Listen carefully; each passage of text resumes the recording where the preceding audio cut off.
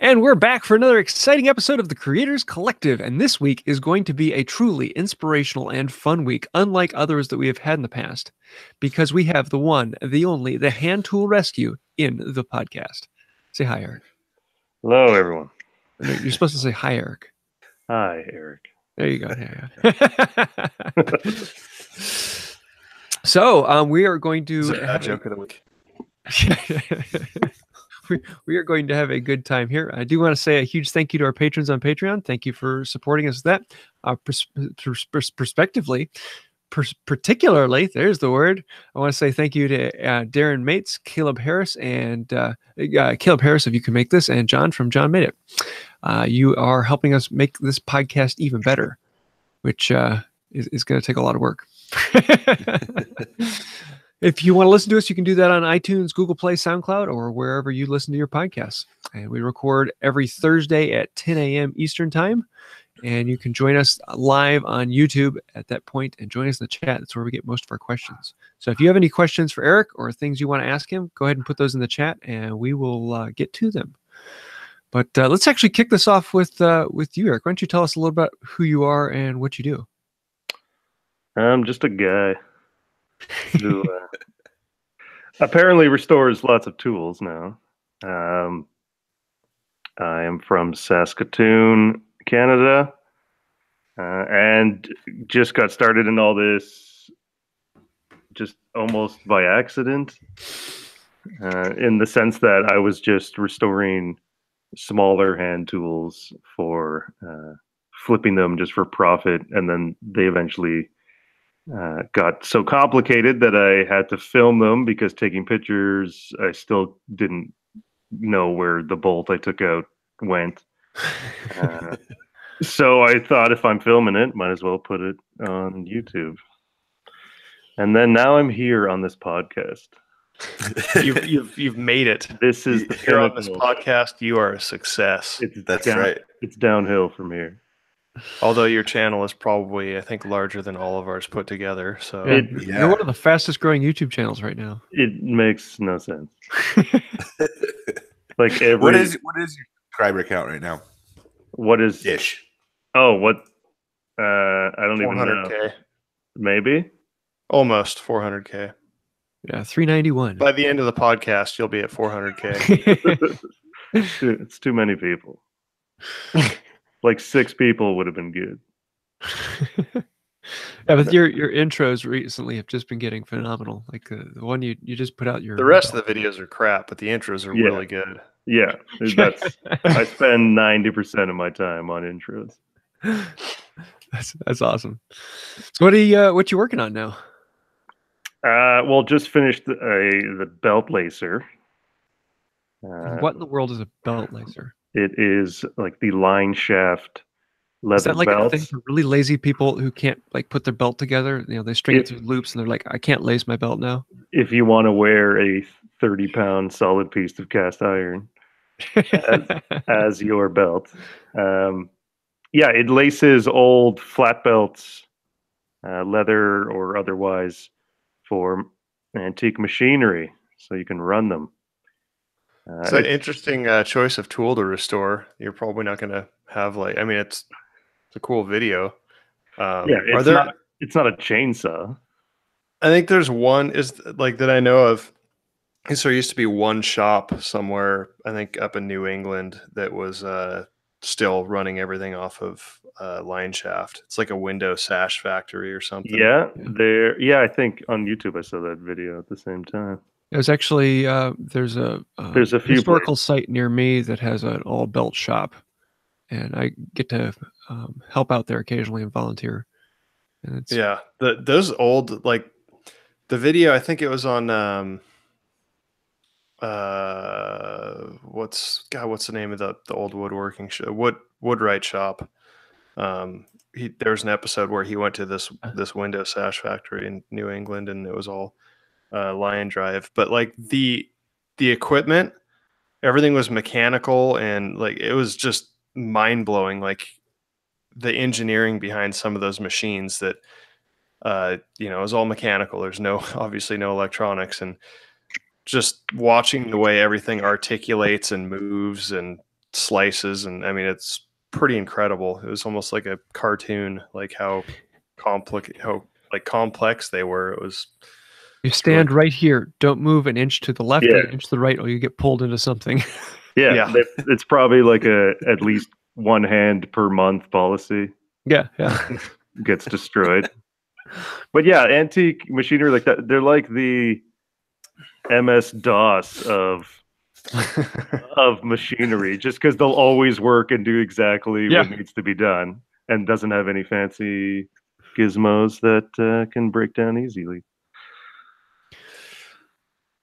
So that's why I guess the reason I chose to do that tool was just because I need it for future restorations on bigger machinery. So you're actually going to be able to put it to use then, huh? Yes, although I'm working on the power hammer right now, and I could do a flat belt on it. Like I have the pulleys and everything, but I'm not sure if I should, just for performance. But I do have the metal planer that is flat belt, and I need to sort that out. That sounds cool. The metal planer is the most glorious item I'll ever obtain in my entire life. I haven't seen that. What's its specs? 12. 6 units. No, it's a small metal planer. I think it does up to 30 inches and maybe like 18 inches wide. Oofda. And it just flattens steel perfectly. Wow. And I want to touch more of it. It's in really, really, really good condition. I was very lucky to find it. So I will get to that at some point for a video as well. It needs to be repainted some. So how does that thing work, since it's, I mean, when you think of, I mean, now people use mills for that sort of thing. So this, like, do you actually feed the metal into it like a wood planer? No, ever see a shaper? Yeah. Mm-hmm. Imagine a shaper, but instead of the head moving, the table moves back and forth. So it's like a surface grinder? It's kind of like a surface grinder. Okay. And it just has one bit that sticks down, and we'll take one long shaving up. It kind of flips up and then moves over, the tiniest 5,000ths, and then does another row, and then you just set it and forget it. Huh. That's cool. It's very cool. Almost. So are you going to Workbench Con again this year? Is that where we were at last year? Yes. Okay. I can't even remember. No, I'm not. Oh. Yes. Fine then. Great sadness. So I'll have to find another roommate. Yeah. I have another child on the way and wants to be born at that exact day that I'm supposed to be at Workbench Con. So maybe if it pops early, I don't know. I probably, if I told my wife, hey, I'm leaving like 3 days after the child's born, I don't think that's okay. Yeah, they don't like that when you do that. No, generally no.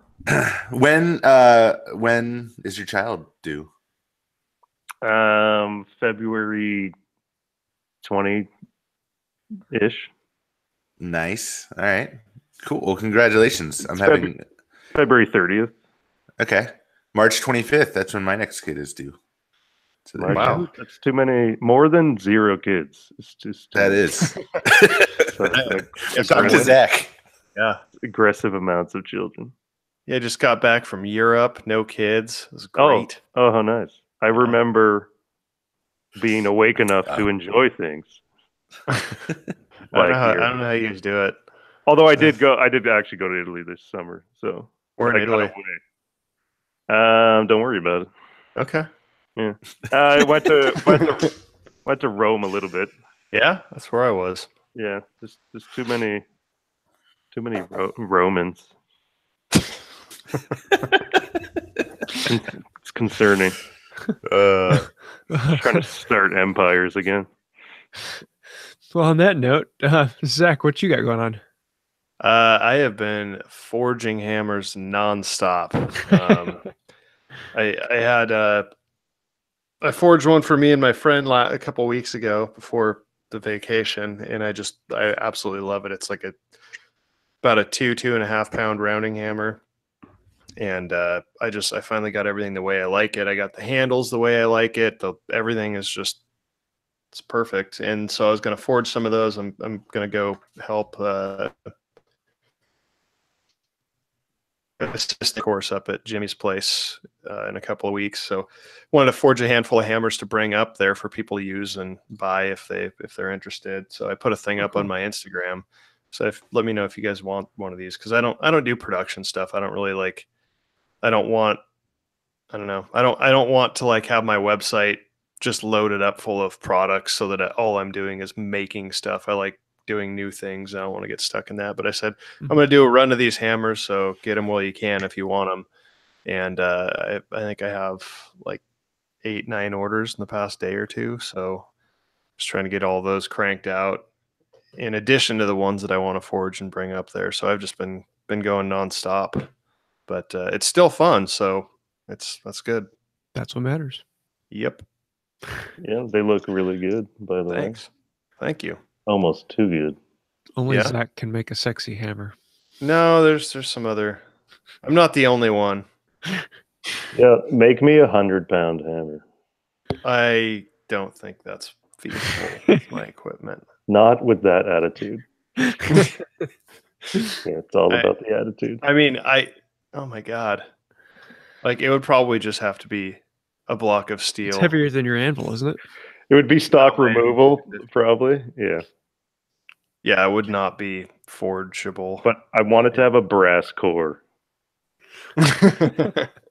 What a wood core. A solid wood core. Yes. Steel on the outside. Genius. Yeah. It would make it a lot bigger if it were still 100 pounds. I would enjoy that. Maybe honestly. A down core. Just a nice. Yeah. The most softest of the soft blows. It's the softest 100-pound hammer I've ever seen. With the steel outside. Yeah. Yeah. Nice. I'm down with that. That'd be huge. It'd be like the size of a car. It's fine with me. You got to pay shipping. Yeah. Oh, somebody talked to me about shipping from the U.S. to Canada. It's a nightmare of cost. Yeah, it's pretty terrible. I have to send some hammers over there, and I haven't even done the math yet. I'll have to ask next time I go to the post office. Oh, it's brutal. I basically can figure out, like, if I want a chainsaw from anywhere in the States, it's about $100 to ship it, at least. Wow. Yeah, that's the way it is. Huh. Well, it looks like Will is back. Are you still with us, Will? I didn't know he left. He's having internet connections, so we'll see. Hey, Will, you with us? Kinda, sorta. What you got going on? All right. While I still have internet connection, I am working on the cherry shaker dresser. I got the side panels, the center divider, and the top all glued up. That's all out of solid cherry. And the cherry ended up having some pretty nice curl in it. That was a nice little surprise because I did not buy curly cherry. I just bought cherry. Workshop organization. I cleaned up my workshop and I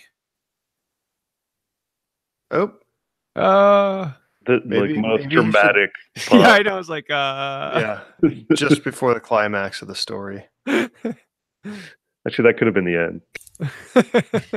Oh, he's back. This is ridiculous. I know what you should work on next. A live edge river table router. Yes.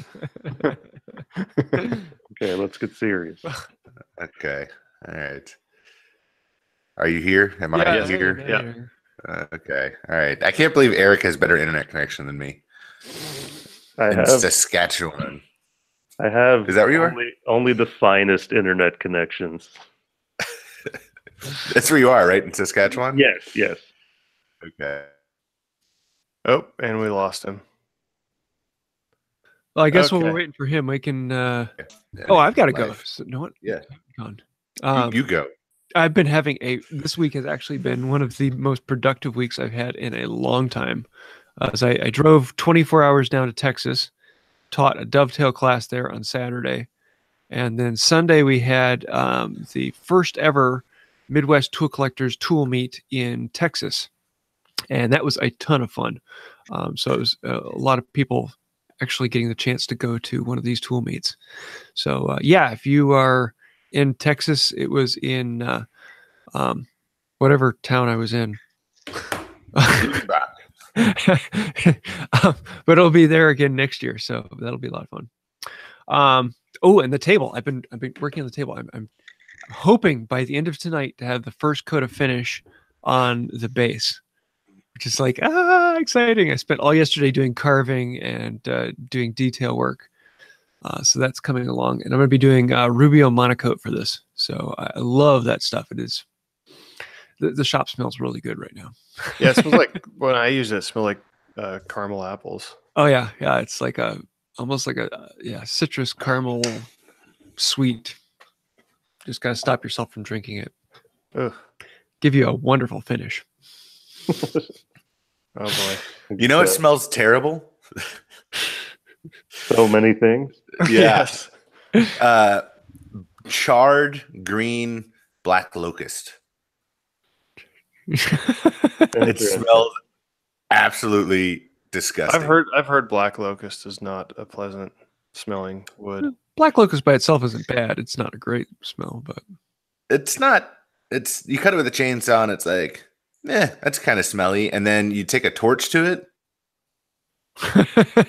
Interesting. It's that bad, really? Hey, I'm going to stop talking. I just keep cutting out. Those are very specific woodworker problems. Mine is like the smell of burnt hair next to the forge. Like every now and then I'll reach in a little bit too close with the tongs. Yeah.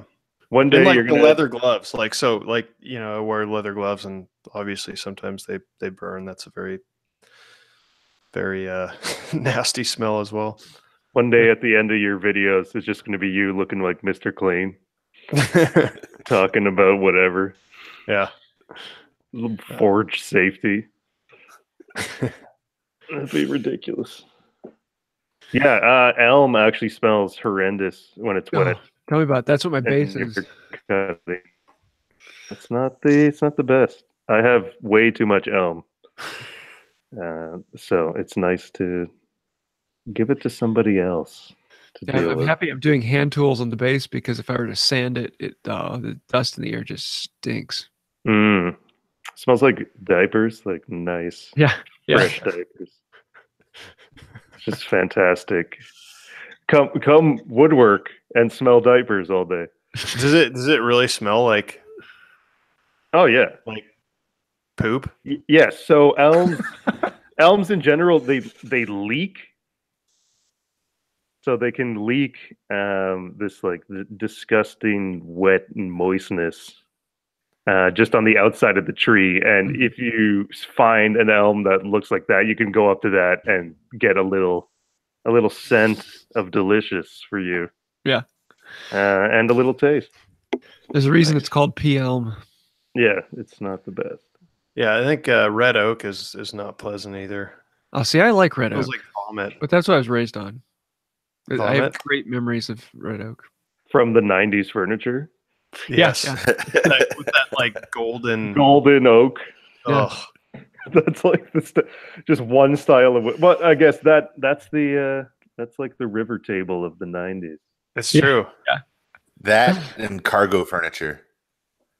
Yes. Cargo furniture. Yeah. What do you mean? Are you not familiar with cargo furniture, Zach? I'm Googling it. You got to Google that one. That was like everybody's basement. Like, Oh my god! hangout. Yeah. Oh, that's terrible. I remember. It brings that. back a lot of memories, doesn't it? It sure does. Yeah. I didn't know it was called. I didn't know it had a name. Now you know. Now you know. Cool. Well, I've got a question for you, Eric. Sure. The ubiquitous question you have to ask everyone when they first come on. What is your favorite project that you've done so far? Ooh. Interesting. I really like. I think the thing I did one of the better jobs at was the spark plug cleaner. Mm-hmm. That was a lot of fun, although it was just filled with lead and other heavy metals. So that kind of took away from it. But at least my favorite tool for a video was the gas-powered circular saw. It's just the best of all time. Freaky scary. It's just hilarious and fantastic at the same time.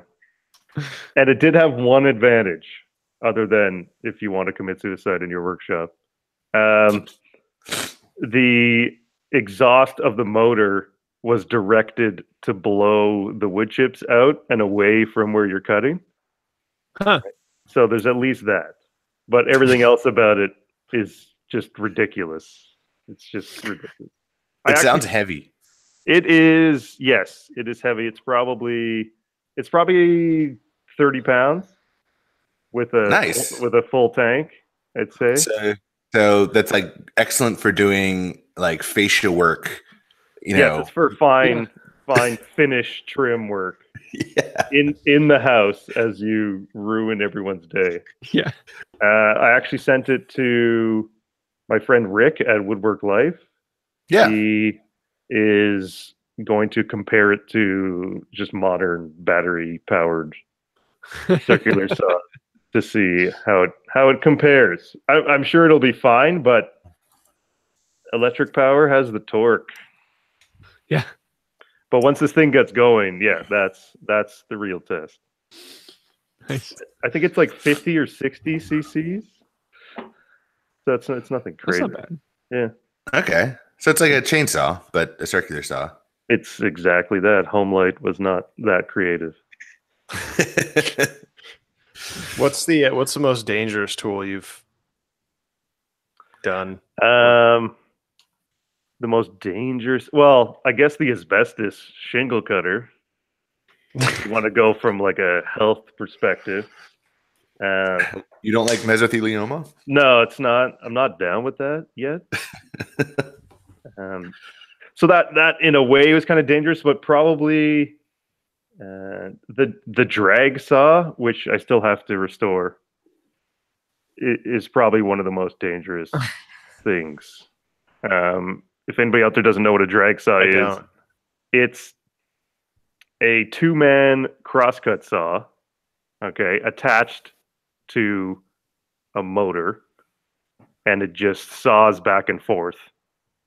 But it's not like somebody on the other end holds it. It just starts cutting the second you turn it on. There's no a drag saw? Yeah, there's no like ramp up to speed. It's just on. Is it drags the blade across the log?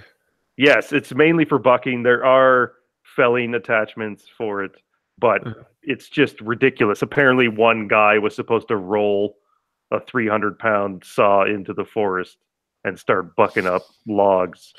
If you see them running, the blades are like 5. Oh my 6 God! feet. Yeah, I'm watching a video of it. Yeah. They're like 5-6 feet long, and they just start wobbling back and forth and can get very quickly out of hand. You have to stand in a very specific spot and never move, and then hope for the best. I actually almost bought dangerous. its predecessor when I was out west, because they were originally made for people after the Civil War who had lost an arm, who could still cut firewood, and so it'd be a lever on one end rather than a motor, so one person could run a 2-man saw. Right. But then it was pretty easy just to throw a motor on that movement. Exactly. Exactly. It goes from something to save veterans to something to take more veterans. Yeah. Basically cuts limbs of humans instead of Were you talking about like some sort of like pendulum saw? Oh, a swing saw. That sounds Those are awful. also insane. You could type that into Google if you'd like.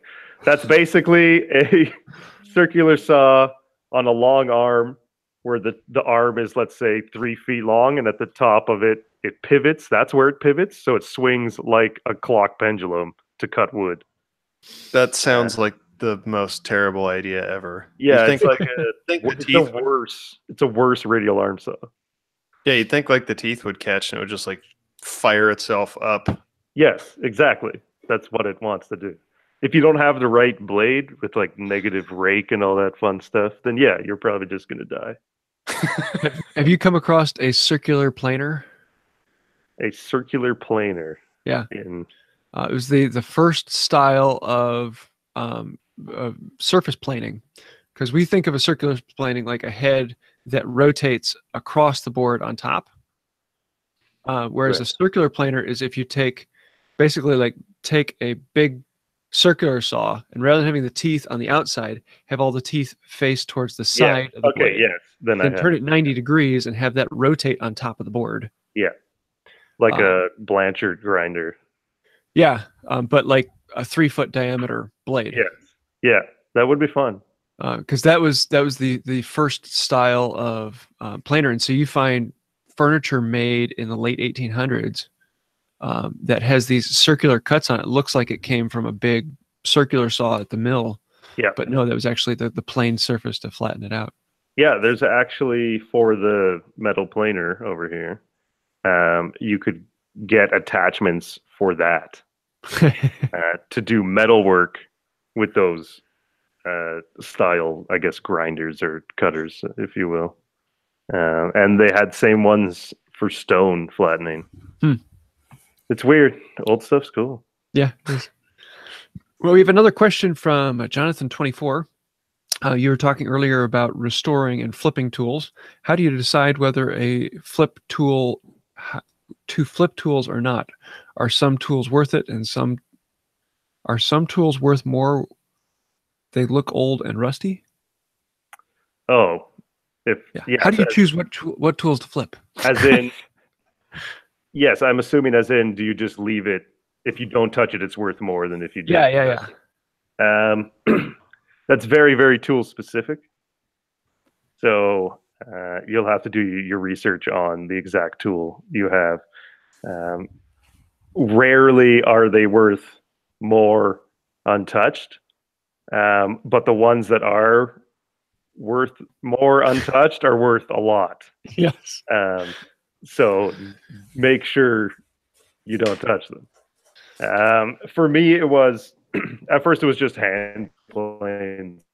But to have a Midwestern Tool Collectors Association up here, but I bought all the tools, so it's just me at this Collectors Association. There's hand planes are fine. You'd have to be very quick at them for your time to be worth it. But if you get into just bigger stuff, even chainsaws are good because a lot of people just don't want to get one going after they think it won't run. And, new fuel lines and cleaning the carb, and now you have a new chainsaw that you can flip and sell. But those smaller items really require a lot of volume in order to make a lot of profit. Like, I don't think you could do it for a living. You'd have to really, really pump out the amount. I saw a number one this weekend that someone had restored. They actually stripped it down. I think they sandblasted it and then hit it with spray paint. Like, could you not? It went from in a rusty condition, probably still somewhere around $850, $900 to like a $500 plane. Yeah, like, great job. You totally passed the hand plane test. So, Eric, how would you, if you found a number one like today, totally rusty, and someone wanted it restored, how would you go about doing it, like the right way? Yeah, so that I do want to do some videos on kind of just high dollar restoration. Well, it's essentially conservation, which I am not a master at in terms of being part of a museum. That kind of stuff is literally, for number one, you might not even want the function. I don't even know. That's a little different, but you can sharpening the blade never really takes away the value.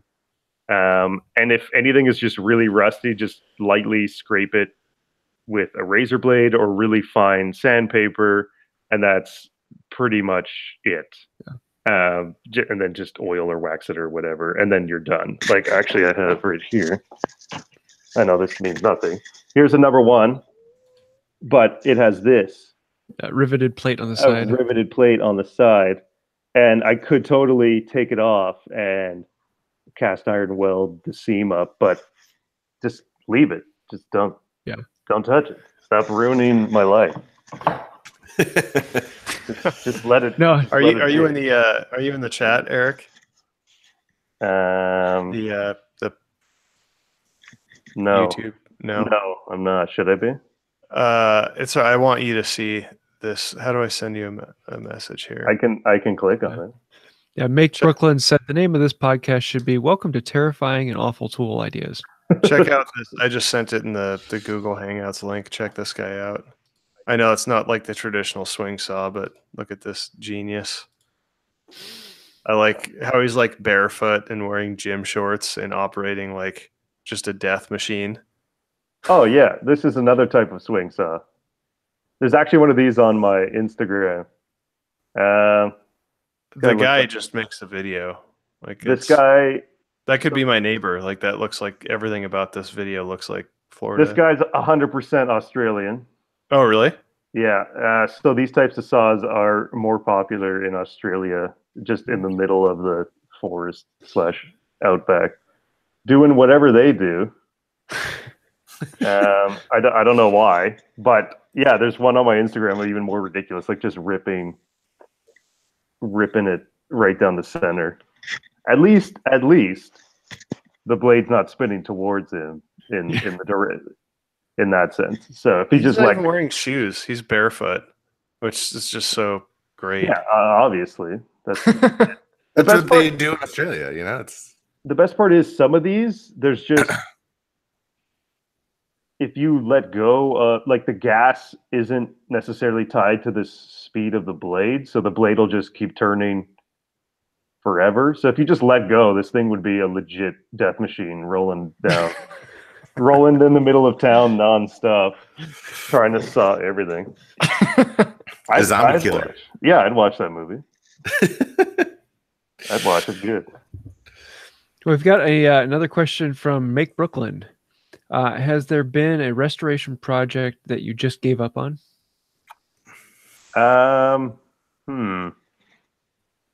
Give up. I haven't just given up and like thrown it out. I have mentally and emotionally given up. Like on the power hacksaw video I did, I was not expecting the tool just to be such poorly made hunk of metal. So I kind of just stopped caring. And by the end of the video, I was like, yeah, okay, just do some of this. And I even was in the video, me explaining how this is garbage and I shouldn't have done this. That kind of give up. I haven't yet murdered something beyond repair. So I'm sure it will happen soon. One day I will ruin something and then have to like recast for $1,000 a part that doesn't exist anymore. Nice. What's kind of your your cutoff date for restoring? So like for instance, if you did an old Delta Rockwell bandsaw, and then in the 90s when they moved their production to China, Taiwan, and everything became plastic and planned obsolescence, like what's your cutoff date of? Oh, in terms of what's interesting to me? Yeah. I'm more interested in just tools that are ridiculous. Okay. So I guess if it's like a 90s tool and it's ridiculous, I'll still do it. But it gets much more complicated, as you could probably see from AVE videos if you ever watch those. Mm-hmm. It just gets it's not the same. The restoration is more me soldering things together for 95 hours. And it's much less interesting, and it's just there's too many small parts that it's more of a More the mechanical, the better. Well, it's more to fix the modern tools. You just buy the replacement parts and put them in. It's much less interesting than trying to clean up or fix old stuff that you could still actually fix with at least the tools that I have around. You should do a video that's just a really dumb premise and see if you can make it interesting, like something like changing a tire. That's fixing and make it 20 minutes long and interesting somehow. Yeah. Oh, you don't like 40-minute YouTube videos? You don't want to watch them? We actually did that a few years ago. It was me, Trustin Timber, Robin Lewis, and Cactus Workshop, and it was the log cut challenge. And some viewer challenged us to make cutting a log interesting. Oh yeah, that was great. So we all did this ridiculous. Yeah, we all did ridiculous videos of cutting logs. But I would just judo chop it. Just repeatedly until my hand shatters. Yeah, speaking of cutting logs, I did this one yesterday. I literally chopped down a tree with a 1/2-inch chisel. What's wrong with you? And then I split the log in half. I can't wait. I can't wait to read the YouTube comments. Everybody's going to be like, I can do that too. Yo, remember that time you hand planed your floors? This guy's got like $20 worth of equipment. Anybody could do that. What is that? Looks like box. Actually, it was with an Aldi's chisel. It cost $6 for a set of 4, and I only used one. Oh, no. You used the entire length of it. 70,000 resharpens later. But yeah, I do miss sawing wood down. I haven't used my sawmill in a long time, and I really want to go do that again. I didn't realize you had a sawmill. I do, like a band sawmill. Really? Yes, and I used to have. Oh no, I still have the chainsaw mill. I'm just never using it again. Probably. It's the worst.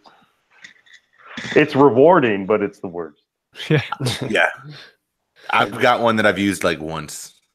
Yeah, it hurts. It hurts the wrists and the body. But the bandsaw is just so stupid easy that it's not. Cool. Yeah, it's fun. And then I dry it in a solar kiln. Yeah. How long does that take? Solar kiln is in the summer. It's about 3 months for 2 inches. That's not bad. No, it works really well. And the wood comes out really nice because at night nothing's going on. It gets to kind of relax a little bit, and then the heat will pick back up in the day. But it gets up to 70 Celsius. I don't know what that is in Fahrenheit. That sounds pretty hot. That's probably like Celsius. What is that, like 150 Fahrenheit? Oh, inside the kiln. I thought you were talking outside. 158 degrees. Yeah, 158 there. Yeah, that's really hot.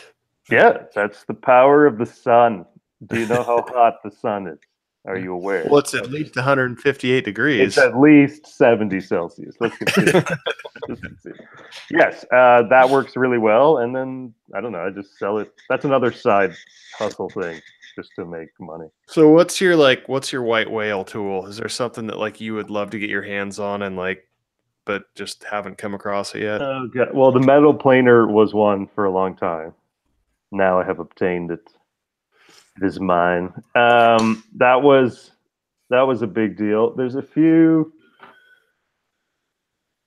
others I would like. There of the circular gas-powered circular saw. There's a bigger model. There's a 12-inch blade model, and it just basically doesn't exist. Like I can't. There's like one photo on the internet of it, and I would really like to have it. But it's probably thousands of dollars. Do you think they make a gas-powered beam saw? Yeah, why not? Probably. Yeah, Let's look up the metal planer, and they look like 3D printers almost. They kind of do, yeah, with the gantry crane looking thing. Yes, that one would be a really big deal for me to find. I would really enjoy to find that type of gas-powered circular saw. Maybe one day. Cool. Well, we're not doing the creators photo challenge this week. You have one more week to get them in, and the topic is cutting edge. So whether that is technology or actual sharp edge, we'll let you decide on that. So you have one more week to get those in, and we'll be winning a prize from one of the three of us. Oh, we do have a joke of the week from Josh Stockwell. I have a guy that glues together my manuscripts for me, but he took my money and backed out on the deal. It's okay, though. I have a binding contract.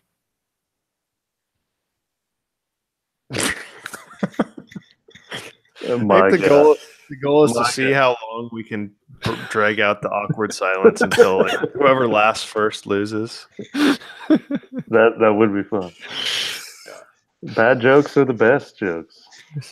I couldn't pass up on that one when I heard it. So thank you, Josh, for sending that one in. Let's get into what we're watching, reading, or inspiring us. Will, what you got? Ooh, I get to talk because my internet's working. I know we've actually had him on the show before, but Sean Boyd's Liquor Cabinets Part 2 video. It's a 2-part series. It's a Part 1 and a Part 2, but I only caught Part 2, so I felt like I jumped right in the middle and watched the ending.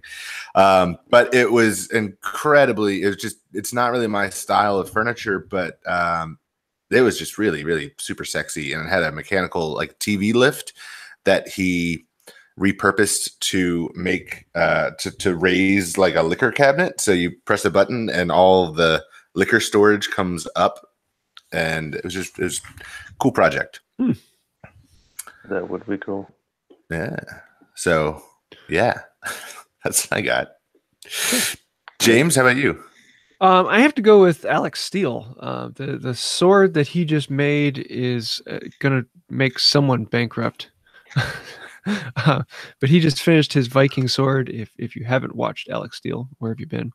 And he is auctioning it off, and it is absolutely cool. And it's like it's a $20 ticket to get to the auction, and starting bid is $5,000.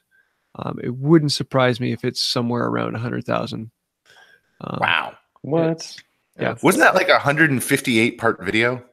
Yeah, I think it was actually 38 videos. It was 2.5 months of him uploading like every other day.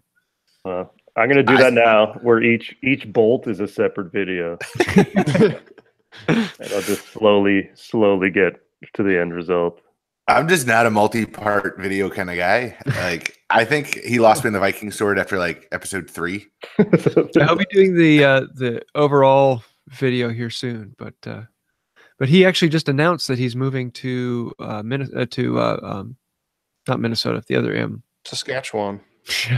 Yeah, Manitoba. No, what's the other state? Montana. Montana, there we are. North Manitoba. So, it'd be kind of fun to have him here in the States. Yeah, that's actually not far from me, technically. Yeah, it's like Montana's just South Canada, right? Yeah. Yes, we border. I drove there in February for a Power Hammer class. That's right. Cool. You're probably not. Are you going to Jimmy's anytime soon? No. Okay. Not that I know of. I could like creepily show up, but Yeah. Well, we're going to be there November 8th through the 12th. I have If to you be just want to Texas. creepily show up and not Yeah. tell anybody. No, Just walk in there and just see how long until No, someone I just says- hide in the bushes with some binoculars and a camera. And then post show a up. video afterwards without telling anybody you were there. Yeah, like my weekend at Jimmy's in the bushes. They're all just really far shots and like through Fuzzy. window shots. Like, oh, what's he up to? And just me heavy breathing. Oh, that would be so good. I'd watch it. I'd watch I'd it. get arrested, like Yeah, stalker. I can't. I'm actually in Texas. for the Good of the Land Fest. Oh, yeah, yeah. you sent me something Yeah. about that. And I never Yeah, got around back that to you. time. So I'm like I will be traveled there. out. Yeah, then don't go. But I will be there. It'll be exciting. I get to see some people I've wanted to see, like A-Bomb 79 and Essential Craftsman. Oh, cool. Yeah. Yeah, I've wanted to see Uh, them for a while. I feel like I need to meet you in person, Eric. I'm gonna decline that offer. Damn. Oh, man. God, yeah, it was good. It was a good it was a good try. That was a But, good try. yeah, maybe I don't know when. I don't but, know because you're not going to be at Workbench Con. No. I'm not anywhere close to Texas. Where are you located? In Virginia, What does that even mean? in It's- the Mid-Atlantic. He's another 13 hours from me, so it would be like a 28 hours of straight driving. Oh, okay, sweet. But they also have airplanes, James. I don't know if you know that. Interesting. Yeah. What are airplanes? Is that like a plane when you throw it in the air? Interesting. Uh, Yeah, So, hopefully at some point. That'd be nice. What about you, Eric? What are you watching, reading? What's inspiring you? In terms of a YouTube channel that I'm enjoying lately would be Jeffrey Croker. That's GEO for Jeffrey. the fancy way. The fancy way. Joffrey. He is a Kiwi working on, not the fruit, currently working on a Land Rover restoration, but he just did a Myford metal lathe and a drill press, and they're just good videos with nice aesthetics and fun to watch. I do really enjoy them. So that's what I'm watching lately. I actually don't even watch that much YouTube. I'm too busy doing stuff. Living the dream. Oh yeah, living the dream. I'm too busy wrenching my life into existence. Oh, Yeah. bad joke. I need to get one of those wrenches. Yeah, I could send you one Oh, cool. Right on. That sounds for exciting. $1,000. That's like $960 more than you charge on your website, I think. Yeah, exactly. No, I can send you one. I just have to make more of them. Let me know when you make more. I could use one of those too. I'll pay you, If obviously. you ordered one, you can get in like May, Oh wow! probably. How many of those have you sold? Like just over 4,000 now. Whoa. It's more than the initial like 100 that I thought. Like it's a process. And definitely trying to figure out not just the production, but the production to meet the demand, I guess, has been a challenge, but I'm slowly ramping up production where I could do like maybe 500 a month. I don't necessarily want to go to China, so I'm trying to avoid that as much as possible. So I just make them all in town here, and the laser people do the lasering here, and the machinist does the machinery. And then I do the finishing and the packaging. Sweet. It's ridiculous. So, wait. Oh, what about you, Zach? What you got? Well, I just ordered a little book on one of my favorite designer architect people, Gio Ponti, Gioponti. Yeah, so he just has a lot of cool stuff. So that's what I've been digging into lately. Oh, well, do you have a favorite product of the week? Somebody else go. Will, what you got? Let's go with Eric. Well, I think Welcome to the Creators Podcast, where we are always prepared. Product of the week. What about some Chobani yogurt? Ooh. Only the finest in you. We don't even have that up here in Canada. That's a U.S. specific joke for all you people. Enjoy. Okay. Products. I don't. Does my wrench count as a product? Yeah, it Yeah, does. absolutely. Yeah. So there's wrenches. That's pretty much it. All right, that's a good one. Sweetness. Cool. All right, I have one now. What's that? A brayer. I am making some wood block prints out of that black locust I was talking about. That's why I was charring it. It's the yakisugi, whatever that's called.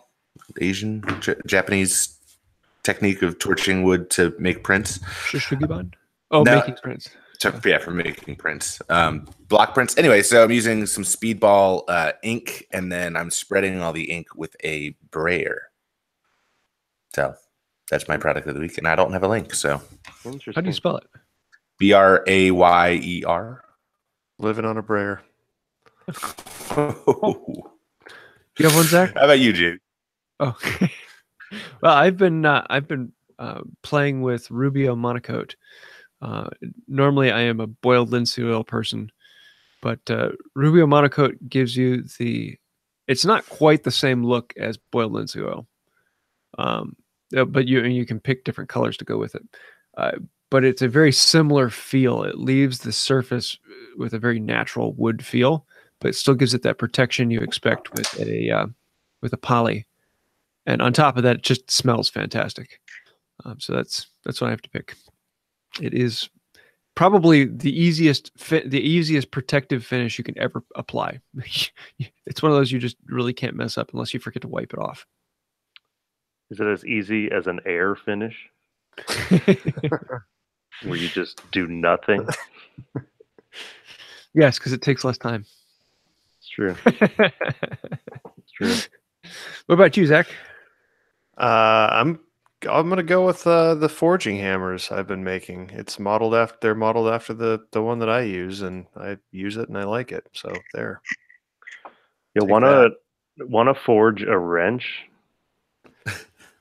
Sure. Like actually? Yeah, I can do that. A fun collab video. Didn't you want me to make like some ratcheting, like forge some ratcheting pawl or something?